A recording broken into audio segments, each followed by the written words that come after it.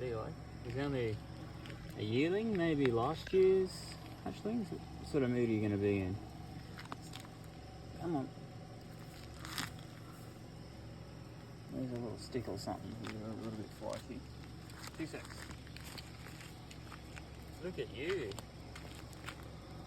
See how... Oh, you are a bit testy. See how arboreal they are? How strong he was. This is probably the feistiest one I've ever had. Normally they're very chill, but we've obviously scared him a little bit. Come on. You like sticks. Get on your stick.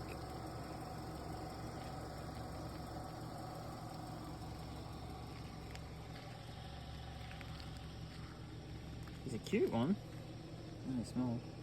Look how distinct their head is from the neck. Those massive eyes, big vertical pupils. A really good nocturnal hunter. Eh?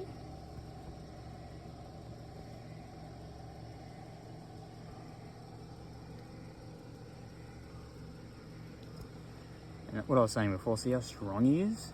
Look how vertical he can go. Don't fall. And now that he's realised that we're not going to kill him, he doesn't want to bite me anymore, he just wants to get away. They are mildly venomous and rear fangs, so if they bite you, they have to kind of chew to really envenomate you. And you can see he's got a couple little lumps on him. It's more, could be an old injury, but more than likely they have a lot of subcutaneous parasites that they get just from the food that they eat. Alright, let's put you away. Get him off the road so he can go about his night.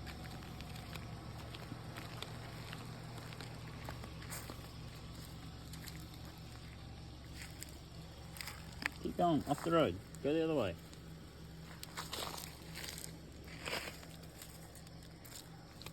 No.